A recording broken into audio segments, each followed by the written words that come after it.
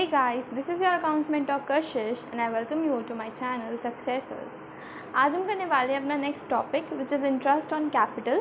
इससे पहले हम काफ़ी सारे टॉपिक्स कवर कर चुके हैं, like we have cover definition and then features, deed, provisions. उसके बाद हमने partner P&L appropriation account, partner capital account, then interest on loan, rent adjustment के साथ साथ हमने सैलरी वगैरह ये वाले सारे टॉपिक्स कवर कर लिए हैं।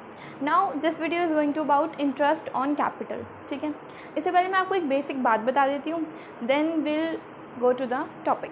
ओके, सबसे पहले what we have to do to just learn about कि इंटरेस्ट ऑन ड्राइंग क्या कहता है। देखो, एक चीज़ मैं आपको बताती हूँ कि ना, अब आप बोलोगे ड्राइंग क्यों बता रहे हो, तो एक चीज़ समझो कि ड्राइंग्स ना, यू नो कि ड्राइंग क्या होता है। ड्राइंग वो अमाउंट होती है जो एक पार्टनर या फिर कोई एक पर्सन जो कि बिज़नेस करता है, वो अपने कैपिटल में से या फिर प्रॉफिट में से, यानी अपने बिज़नेस में से अपने घर लेके चला जाता है अपने पर्सनल यूज़ के लिए। ड्राइंग क्या होता है कि कोई एक पर्सन जो कि बिजनेसमैन है, वो अपने बिज़नेस में से कुछ पैसा अपने घर लेकर चला जाता है फॉर द पर्सनल यूज़, उसको ड्राइंग बोला जाता है। ड्राइंग पर हमें हमेशा इंटरेस्ट चार्ज करना होता है which is interest on drawing, जो कि पार्टनर फर्म को देगा बेसिकली, क्योंकि वो फर्म में से पैसा लेकर गया था तो उसको इंटरेस्ट देना ही पड़ेगा। Okay, so what we have to do is to just calculate that interest on drawing. ठीक है, वही इंटरेस्ट ऑन ड्राइंग हमें कैलकुलेट करनी होती है और वही इंटरेस्ट ऑन कैपिटल हमें कैलकुलेट करनी होती है। सिमिलरली, जब पार्टनर फर्म में कैपिटल लगाता है अपनी, तो फर्म की जिम्मेदारी बनती है कि उसको कुछ इंटरेस्ट वापस करे, that is called interest on capital. और अगर जो पार्टनर है वो फर्म में से कुछ पैसा लेकर जा रहा है, तो फिर पार्टनर की जिम्मेदारी बनती है कि वो फर्म को कुछ interest they, that is called interest on drawing. ठीक है, नाउ ये हमारा जो टॉपिक है ड्राइंग। तो ड्राइंग दो तरीके से हो सकती है, या तो मैं ड्राइंग अगेंस्ट प्रॉफिट कर सकती हूँ, या फिर मैं ड्राइंग अगेंस्ट कैपिटल कर सकती हूँ। ये दोनों क्या होती हैं कि मैंने जो कैपिटल लगाई, मान लो मैंने अगर 10,000 की अपने बिजनेस में कैपिटल लगाई है और मैं उसमें से 2,000 रुपये लेकर जा रही हूँ उस कैपिटल में से, that is called drawing against capital, कि मैंने जो कैपिटल लगाई थी उसमें से मैं पैसा लेकर गई। बट दिस वन इज़ कि मैंने सोच लिया कि यार इस साल मुझे कम से कम भी नहीं तो 50,000 का प्रॉफिट तो हो ही जाएगा।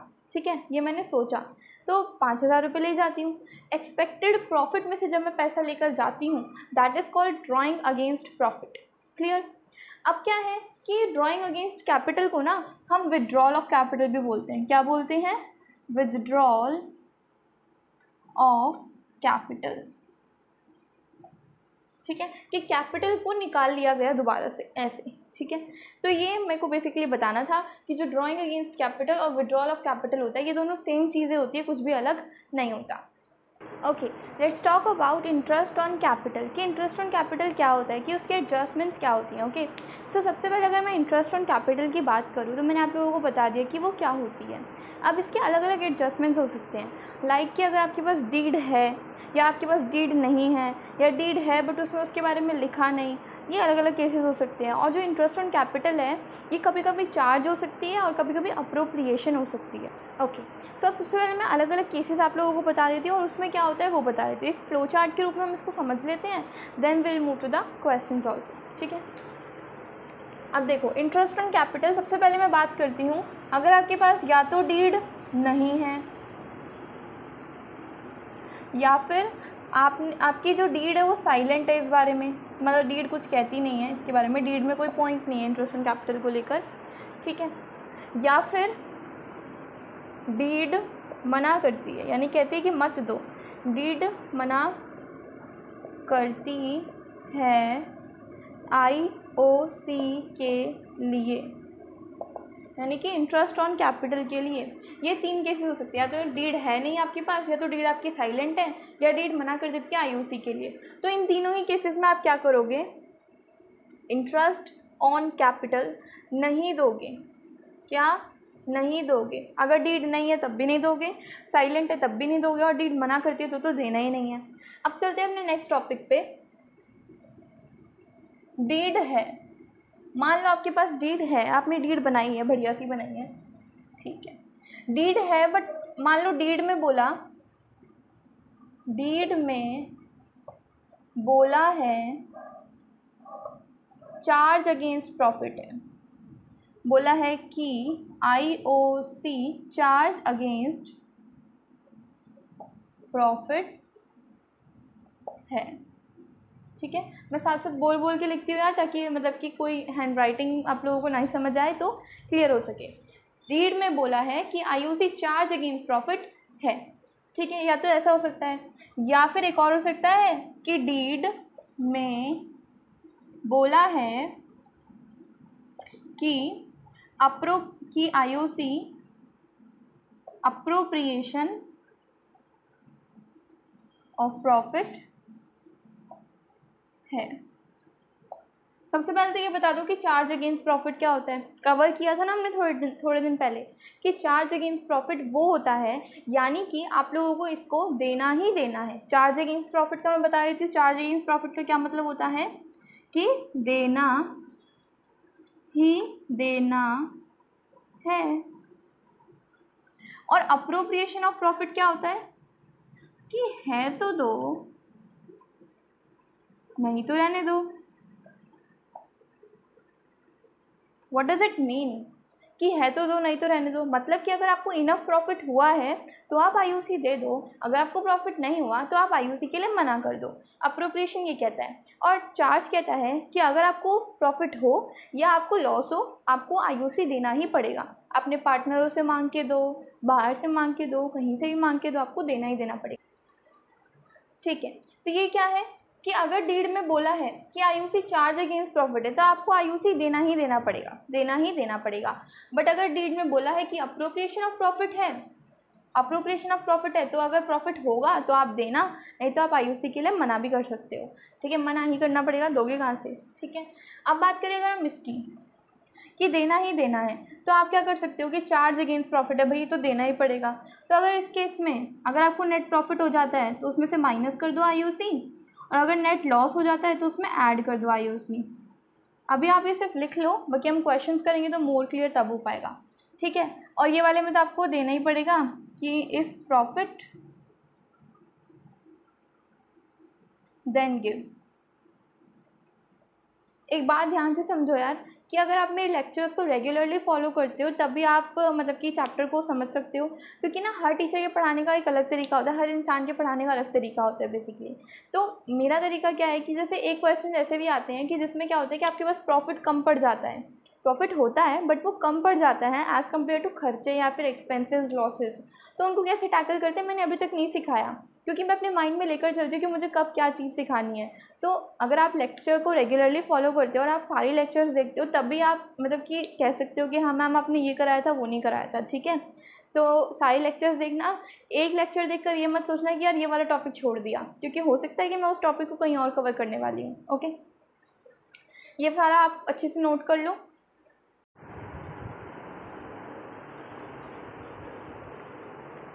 ओके, सो अपने क्वेश्चन स्टार्ट करते हैं। सबसे बेसिक क्वेश्चन जैसा भी हो सकता है यार वो यही है, इससे ज़्यादा गिरा हुआ मतलब क्वेश्चन आप लोगों के पेपर में नहीं आएगा। ठीक है, स्टार्ट करते हैं इसको। क्या बोलते हैं कि Alok a partner had a capital of 5 lakh as on 1 April 2020। Alok कोई पार्टनर था जिसके पास कैपिटल कितनी थी? 5 लाख थी 1 अप्रैल को। ठीक है, लिखते जाते हैं, यानी कि 1 अप्रैल को उसके पास कितनी कैपिटल थी? 5 लाख थी ना। ठीक है, he introduce additional capital of 2 lakh on 1 October 2020। 1 October को वो 2 लाख की और कैपिटल लेकर आ गया। यानी कि अगर मैं बात करूँ 1 अक्टूबर से, क्या कर दिया मैंने, 1 अक्टूबर से, तो उसके पास 5 लाख और 2 लाख एक्स्ट्रा, यानी कि 7 लाख कैपिटल हो गई, है ना। एंड विड्रू 1 लाख ऑन 1 जनवरी 2021। और फिर वो 1 जनवरी को 1 लाख विड्रॉ करके ले गया, यानी जो 7 लाख था उसमें से 1 लाख लेकर चला गया, तो कितना बचा? 6 लाख बच गया 1 जनवरी से। देन बताओ इंटरेस्ट ऑन कैपिटल क्या होगा। अगर इंटरेस्ट ऑन कैपिटल आपको 10% पर एनम पे देना है, तो 10% पर एनम पे देना है तो कितना इंटरेस्ट ऑन कैपिटल जो है वो बनेगा। ओके, सो अगर मैं 1 बाय 1 की बात करूँ यार, तो अपने माइंड से सोच के देखना। ठीक है, एक बात बताओ कि अप्रैल से अक्टूबर तक उसके पास 5 लाख कैपिटल थी, तो 5 लाख पे इंटरेस्ट मिलेगा, है ना। यानी कि अप्रैल, मई, जून, जुलाई, अगस्त, सितंबर 6 महीने के लिए उसके पास सिर्फ 5 लाख थे। तो अगर मैं अप्रैल से, यहाँ पे करते हैं अच्छे से, अगर मैं अप्रैल से सितंबर तक की बात करूँ तो उसकी, या फिर अक्टूबर ही लिख लेते हैं इसको, अक्टूबर, पहली अक्टूबर तक उसके पास 6 महीने के लिए, 6 महीने के लिए कितने थे, 5 लाख थे। और कितना परसेंट इंटरेस्ट, 10% इंटरेस्ट। क्लियर, 10%। 1 0 से 1 0 कैंसिल, 0 से 0 कैंसिल, 6 2 ज़ा, 2 से इसको कैंसिल करेंगे, 2 2 ज़ा 4, 5 0 0 0, यानी कि 25,000 जो है उसका इंटरेस्ट बनता है अप्रैल से अक्टूबर तक का। ठीक है, फिर अक्टूबर में, अक्टूबर से लेकर जनवरी तक उसके पास 7 लाख की कैपिटल आ गई। अक्टूबर से जनवरी तक 7 लाख की कैपिटल, यानी अक्टूबर, नवंबर, दिसंबर तक 3 महीने के लिए उसके पास 7 लाख की कैपिटल। तो अक्टूबर से अगर मैं बात करूँ जनवरी तक, जनवरी की पहली तारीख तक उसके पास 7 लाख की कैपिटल है। कितने परसेंट पर, 10% पर। और अक्टूबर से जनवरी यानी 3 महीने,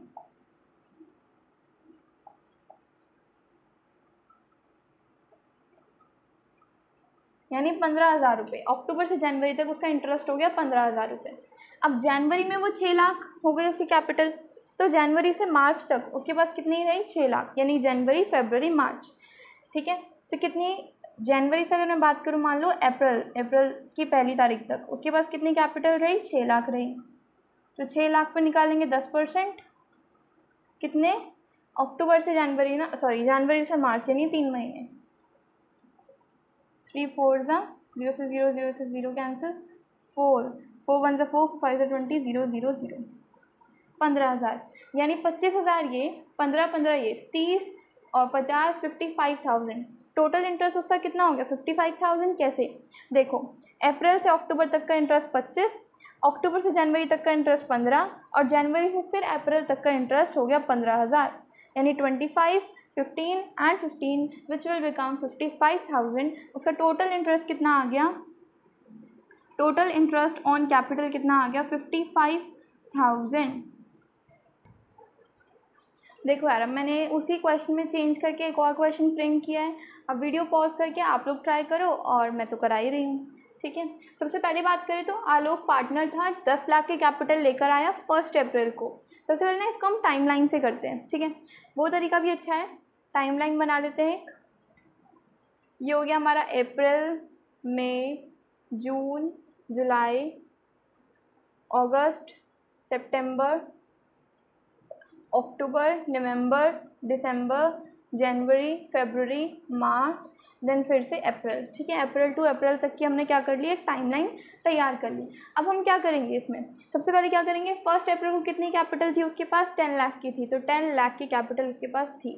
देन वो एडिशनल कैपिटल ले आया 2 लाख की पहली अक्टूबर को, तो अक्टूबर में आके उसके पास कितनी कैपिटल हो गई, 10 थी, 2 और ले आया, 12 लाख की कैपिटल हो गई। ठीक है, देन उसके बाद उसने 3 लाख कैपिटल विड्रॉ कर ली 1 जनवरी को, तो 1 जनवरी को उसने 3 लाख विड्रॉ कर लिए, 12 में से 3 गए, 9 लाख अब उसके पास बच गए। ठीक है, जनवरी से। अब कर लेते कैलकुलेट, क्या करना है हमें, सबसे पहले यहाँ से यहाँ तक का कैलकुलेट करेंगे। सबसे पहले यहाँ से यहाँ तक का कैलकुलेट करेंगे, फिर यहाँ से यहाँ का, और फिर यहाँ से आगे का। ठीक है, तो यहाँ का कैलकुलेट कर लेते हैं सबसे पहले। तो 1 2 3 4 5 6 मंथ्स के लिए 10 लाख पर और 10% पर एनम। ठीक है, 2 0 से 2 0 कैंसिल, 6 2 ज़ा 2 5 ज़ा, तो 5 0 0 0 0, 50,000 का इतना इंटरेस्ट बनता है। अब इतने पोर्शन पे आ जाते हैं, अक्टूबर से जनवरी, 1 2 3 मंथ्स के लिए 3/12 अमाउंट हो गई हमारी 12 लाख, इंटू में 10% इंटरेस्ट पे, 2 0 से 2 0 कैंसिल, 3 4 ज़ा 4, 3 ज़ा 0 0 0, और ये हो गई हमारी 30,000 इंटरेस्ट। 3 महीने का 30,000 इंटरेस्ट आ गया। अब इसको कर लेते हैं, जनवरी से अप्रैल, यानी 1 2 3 महीने के लिए 9 लाख पर और 10% का इंटरेस्ट।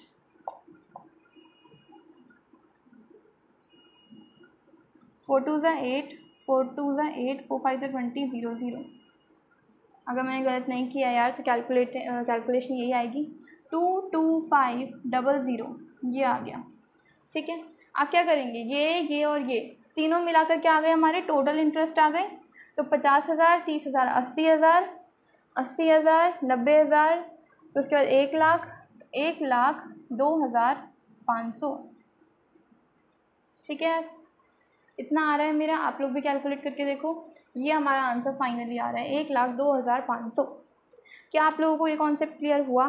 सो ये वाले क्वेश्चन स्टार्ट करते हैं। ये वाले क्वेश्चन में क्या है कि हमें डिफरेंट केसेस देखने को मिलेंगे, जिसकी वजह से क्या होगा कि हमारा कॉन्सेप्ट एकदम क्लियर हो जाएगा। जो केस वाले क्वेश्चन होते हैं ना, वो कभी भी छोड़ने नहीं चाहिए।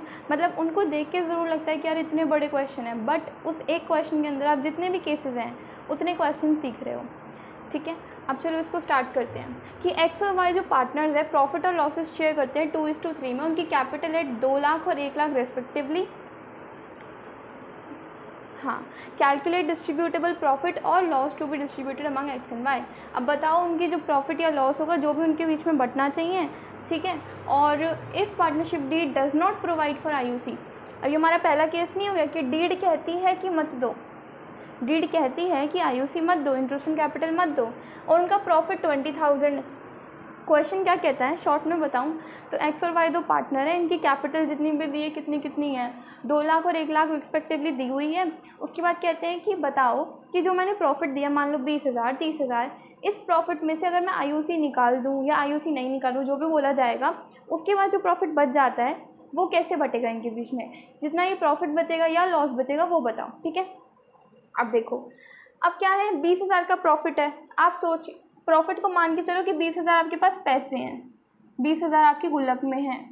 ठीक है, और आईयूसी कोई खर्चा मान लो कि खर्चा तो करना ही नहीं है, डीड बोलती है खर्चा मत करो। तो एक बात बताओ, पैसे कितने बचे, यानी प्रॉफिट कितना बचा? तो आप बोलोगे यार खर्चा तो कोई किया ही नहीं, तो पैसे तो 20,000 के 20,000 ही बच गए। बढ़िया बात है ना, कि आप क्या करो आगे से, क्या किया करो कि प्रॉफिट को अपने पास पैसे मान के चलो, और जो भी खर्चे हैं ना उनको खर्चा मान के चलो, और फिर देखो ये खर्चा किया कितना पैसा बचा, यानी इतना प्रॉफिट बच गया। समझ आ रहा है आप लोगों को? अब ऐसे मैं आगे वाला भी कराती हूँ आप लोगों को। Okay, this is our next part. अब नेक्स्ट पार्ट में देखते हैं कि क्या चेंज हमें देखने को मिल सकता है। इस बार क्या बोल रहे हैं कि देखो, मान के चलो क्या बोला हुआ है कि पार्टनरशिप डीड जो है बोलती है कि आईयूसी दो, कहती है कि दो, कितने परसेंट पे दो, 6% पर एनम पे। डीड बोलती है कि आईयूसी दो 6% पर एनम पे, पर आपको लॉस हो रखा है 15,000 का। एक बात बताओ, डीड सिर्फ कहती है कि हाँ दे दो, क्या डीड बोलती है कि ये चार्ज अगेंस्ट प्रॉफिट है? नहीं, यहाँ पे कहीं भी आपको इस पार्ट में, इस पर्टिकुलर पार्ट में जो मैंने लिखा है, कहीं पे चार्ज वर्ड देखने को मिल रहा है? जब चार्ज है ही नहीं तो इसका मतलब है कि ये अप्रोप्रिएशन है, और अप्रोप्रिएशन कहता है प्रॉफिट है तो दो, नहीं तो रहने दो। यहाँ तो इनको लॉस हो रखा है, इसका मतलब इनको ये आईयूसी देना ही नहीं है। क्लियर? इसमें आप क्या करोगे, एक नोट डाल के लिख दोगे, as the firm incurs loss and deed does not take IUC as charge, so we would not give any IUC to partners। ठीक है, इसका मतलब हम कोई आईयूसी देंगे ही नहीं, तो हमें जो लॉस हो रखा था ना 15,000 का, ये जो हमारी गुल्लक में कोई पैसा था ही नहीं 15,000 का, यानी ये लॉस पड़ा हुआ था, तो यही बट जाएगा पार्टनर्स में आधा, जितना भी इनकी रेशो होगी 2:3। जैसे मान लो एक्स है वाई है, तो ये क्या करेंगे 2:3 में इस लॉस की भरपाई करेंगे। कैसे करेंगे ये बता दूँ कि 15,000 का एक्स देगा 2/5 और 15,000 का वाई देगा 3/5। क्लियर? इसको कैलकुलेट करते ही आप लोगों का आंसर आ जाएगा। 5 3 15, 3,000 इंटू 3 9,000, और 5 3 15, 6,000 6,000 9,000 ये देने पड़ेंगे। चलो अपने नेक्स्ट पार्ट पे चलते हैं, थर्ड पार्ट पे, सी पार्ट पे।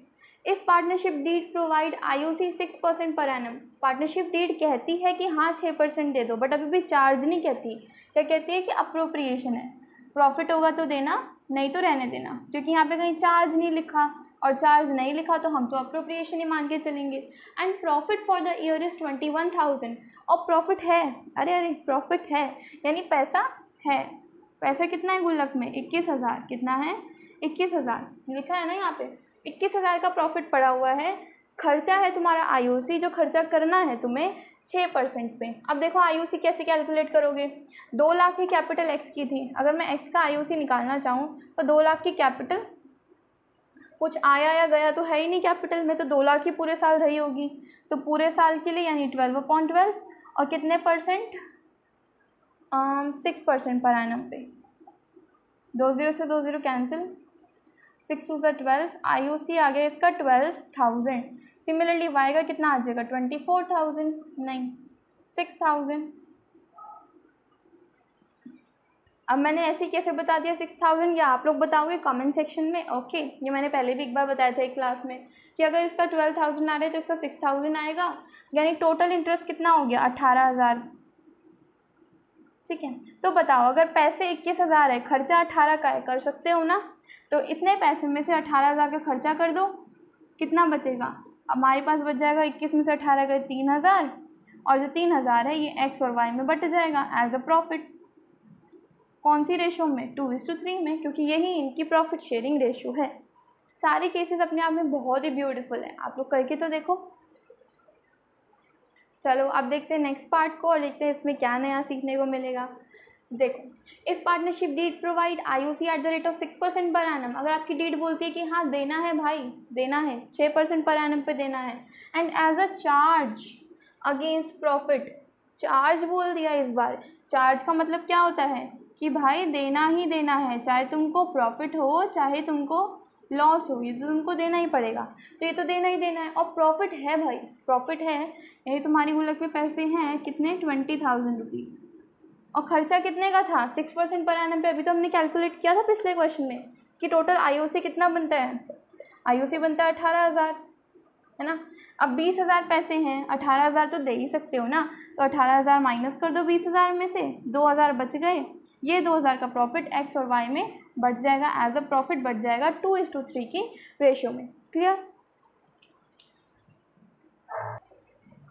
देखो अब नेक्स्ट पार्ट क्या कहता है? नेक्स्ट पार्ट कहता है कि if partnership deed provide IOC at the rate of 6% per annum, अगर आपकी डीड बोलती है कि आईओसी 6% पर एनम पे दो, और ये चार्ज अगेंस्ट प्रॉफिट है, और अगर आपके पास प्रॉफिट सिर्फ 2,000 है, पहले 20 था अब ये 2 हो गया, सिर्फ 2,000 है, तो बताओ आप कैसे आईओसी दोगे? गुल्लक छोटी सी बेचारी, इसमें कितने पैसे हैं? 2,000, पर हमें पता है खर्चा कितने का है। आईओसी कितना आ रहा था आप लोगों का? 18,000 आ रहा था ना, अभी हमने सी पार्ट में कैलकुलेट करके देखा था। एक बात बताओ, पैसे सिर्फ इतने से, खर्चा 18,000 का, कैसे करोगे? कैसे करोगे इस खर्चे को? बताओ मुझे। देखो टोटल आप लोगों का खर्चा कितना है? 18,000 का, पैसे 2,000 के हैं, बट ये खर्चा करना ही करना पड़ेगा। फर्म नहीं कर पा रही तो पार्टनर को करना पड़ेगा, पार्टनरों से मांगो भाई। 2,000 रुपये तो फर्म दे देगी, तो पूरे खर्चे में से 2,000 तो फर्म ने दे दिए। किसने दे दिए? फर्म ने दे दिए, यानी पैसे कितने बचे? 16,000। अब ये 16,000 कौन भरेगा? इनको कौन देगा? पार्टनर देंगे। ये खर्चा हो गया यानी ये लॉस हो गया, और ये कौन पे करेगा? इसको एक्स और वाई पे करेंगे। किस रेशो में? 2:3 में पे करेंगे। समझ आया कि 2:3 में एक्स और वाई जो है वो 16,000 को पे कर देंगे। अब देखो नेक्स्ट पार्ट में क्या है। नेक्स्ट पार्ट में क्या है कि if partnership deed provide IOC at the rate of 6% per annum as a charge against profit, and profit is 18,000। जो आईओसी जो डीड है हमारी, वो कहती है कि हाँ आईओसी दो और चार्ज की तरह दो, मतलब दो ही दो, देना ही देना है, और आप लोगों का आईओसी 6% पर एनम है। इसके अलावा बोला हुआ है कि आपको प्रॉफिट हुआ है 18,000 का। अब एक बात बताओ, इस बार फिर से हमारी जो प्यारी सी गुल्लक है उसमें 18,000 रुपये है, ठीक है, और खर्चा यानी कि आईओसी हमें पता है कितने का है? 18,000 रुपये का है। तो ये हमारी गुल्लक में भी 18 है, खर्चा भी 18 का है, तो हम कर सकते हैं, यानी 18 का खर्चा कर दो और गुल्लक में पैसे बच जाएंगे 0। क्लियर? ठीक है, ये जो केसेस थे मैंने आप लोगों को 6 केसेस करवाए, और ई नहीं ये एफ होगा। ठीक है। मैंने आप लोगों को 6 केसेस करवाए और आप लोगों को पता है 6 केसेस में अपना अपना एक अलग सिनेरियो था। लाइक कि पहले क्वेश्चन में होता है कि अगर आप लोगों को प्रॉफिट है बट आप लोगों को आईओसी नहीं देना तो प्रॉफिट बच जाएगा पूरा का पूरा, या फिर हो सकता है कि आप लोगों को जो प्रॉफिट है वो कम पड़ जाए, है ना। ओके, सो आई होप आप लोगों को सारे क्वेश्चन अच्छे से समझ में आ गए होंगे। हम लोगों ने 3 क्वेश्चन करे, तीनों अपने आप में अच्छे क्वेश्चंस थे। एक और क्वेश्चन मैं आप लोगों को कराती हूँ, फिर मेरे पास और भी क्वेश्चंस है बट वो मैं आप लोगों को वर्कशीट में दूंगी। वर्कशीट डाउनलोड करना बिल्कुल मत भूलना। वर्कशीट कैसे डाउनलोड करनी है यू नो, डिस्क्रिप्शन में जाना, डिस्क्रिप्शन में लिखा होगा वर्कशीट टू डू, ठीक है। वहाँ पे एक लिंक होगा, उसको टैप कर देना, then you will get worksheet और उसको कर लेना। और आप लोग चाहो तो हमें इंस्टाग्राम पे उस वर्कशीट को कर सॉल्व करके भेज भी सकते हो। इंस्टाग्राम हैंडल आप लोगों को हमारे डिस्क्रिप्शन बॉक्स में मिलेगा। Okay, now let's roll on to fourth question. Fourth question देखते हैं। फोर्थ क्वेश्चन क्या कहता है हमें, Amit and Bhramit started business on 1 April 2021। Amit और भ्रमित ने अपना बिजनेस स्टार्ट किया 1 अक्टूबर 2021 को। उनके पास कैपिटल्स थी 15 lakh and 9 lakh respectively. On 1 October 2020 यानी आधे साल बाद they decided that their capital should be 12 lakh each. उन्होंने डिसाइड किया कि उनकी कैपिटल कितनी, दोनों के 12-12 लाख होनी चाहिए। उन्होंने जो भी एडजस्टमेंट था वो चेक निकाल के और डाल के पूरा कर लिया। आईओसी अगर उनके पास एट द रेट ऑफ 8% पर एनम है तो आईओसी कितना होगा बताओ। देखो सिंपल बात ये है कि जो अमित और भ्रमित थे ये पार्टनर्स थे। अमित की कैपिटल 15 लाख एंड भ्रमित की कैपिटल 9 लाख। फिर अचानक से आधे साल बाद इनको कुछ हुआ और इन्होंने डिसाइड किया कि यार 12 लाख की कैपिटल रखनी है। कितनी रखनी है? 12 लाख की कैपिटल। अब देखो भ्रमित के तो 15 लाख था, यानी उसने 3 लाख रुपए विड्रॉ कर लिए होंगे, निकाल लिए होंगे, तभी 12 लाख बने। और इसके 9 लाख था, यानी इसने 3 लाख रुपए डाल दिए होंगे फर्म में, तब 12 लाख बने। यानी कुछ भी किया हो पर दोनों ने 12-12 लाख अपनी कैपिटल कर ली, ठीक है, 1 अक्टूबर को। अब बताओ आईओसी क्या होगा। तो एक बात बताओ, अगर मैं अमित की बात करूँ, सबसे पहले मैं अमित का बताती हूँ, भ्रमित का तो आप ही बता दोगे। फिर अमित की एक बात बताओ कि जब उसने अप्रैल में बिजनेस स्टार्ट किया तो अप्रैल से लेकर 1 अक्टूबर तक उसकी कितनी कैपिटल रही? 15 लाख ही रही ना। और फिर 1 अक्टूबर से फिर जो अगली अप्रैल आई तब तक उसकी कितनी हो गई? 12 लाख हो गई, क्योंकि दोनों ने डिसाइड कर लिया था हाँ भाई 12 कर लेंगे। क्लियर? तो यहाँ से यहाँ तक का 15 लाख पे क्या इंटरेस्ट निकालेंगे और 1 अक्टूबर से अप्रैल तक का 12 लाख पे निकालेंगे। क्लियर? सबसे पहले इसको करके देखते हैं। 15 लाख पे अगर मैं अक्टूबर यानी 6 महीने का इंटरेस्ट निकालूं एट द रेट ऑफ 8% पर एनम, तो कितना आता है? 2 0 से 2 0 कैंसिल, 6 2 ज़ा 2 4 ज़ा 15 4 ज़ा 60,000 आता है। ठीक है, इसका इंटरेस्ट कितना आ गया? 60,000। सिमिलरली इसका इंटरेस्ट भी देखेंगे कितना आएगा। 12 लाख पे 6 महीने के लिए 8%, 2 0 से 2 0 कैंसिल, 6 2 ज़ा 2 4 ज़ा 12 4 ज़ा 48,000। कितना आ गया? 48,000। यानी टोटल अगर मैं बोलूँ तो अमित का कितना बनता है इंटरेस्ट? 60 एंड 48, यानी 1,08,000 इसका इंटरेस्ट बनता है। कितना बनता है? 60 एंड 41, हाँ 1,08,000 जो है अमित को, जो हमें आईओसी यानी इंटरेस्ट ऑन कैपिटल देना है वो बनता है। क्लियर? सिमिलरली आप लोग भ्रमित का भी कैलकुलेट कर सकते हो। भ्रमित का कैसे कैलकुलेट करेंगे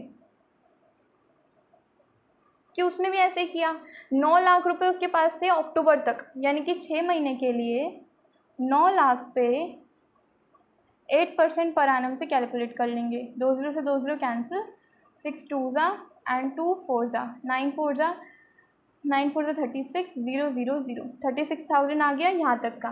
फिर अगले 6 महीने के लिए उसकी कैपिटल हो गई 12 लाख। तो 12 लाख पे 6 महीने के लिए 8%, 2 0 से 2 0 कैंसिल, 2 4 48,000। क्लियर? पहले 36 फिर 48, यानी कि 40 70 70 78 और 6 84,000 जो है इसका इंटरेस्ट बन गया। क्लियर? समझ में आया आप लोगों को कि कैसे मैंने कैलकुलेट किया? और ये वाला क्वेश्चन ना बहुत इंपॉर्टेंट और बहुत प्यारा क्वेश्चन है। ऐसा क्वेश्चन ज़्यादातर पेपर में देखने को आप लोगों को मिल सकता है। एज एन एडजस्टमेंट भी मिल सकता है और एज अ क्वेश्चन भी मिल सकता है। एडजस्टमेंट मतलब बड़े वाले क्वेश्चन का कोई पार्ट भी हो सकता है ये, या फिर ये अपने आप में पूरा बड़ा क्वेश्चन भी हो सकता है। सो आई होप सो आप लोगों को आज की वीडियो बहुत इफ़ेक्टिव और बहुत पसंद आई होगी। सो मेरे चैनल पे बने रहें और लाइक द वीडियो, सब्सक्राइब कर दो, शेयर कर दो और जो जो होता है वो सब कर दो, घंटी वगैरह बजा दो यार, ठीक है। इसके अलावा मैं बता देती हूँ यार, कुछ कुछ चीज़ें होती हैं जो मैं अभी नहीं कवर करा रही हूँ क्योंकि मेरे माइंड में मैं उनको बाद में कवर कराऊँगी, ठीक है। तो ये मत सोचने लग जाना कि ये वाला छुड़वा दिया, वो वाला छुड़वा दिया। पूरा चैप्टर बोला है तो पूरा चैप्टर ही करेंगे। And thank you so much, stay tune.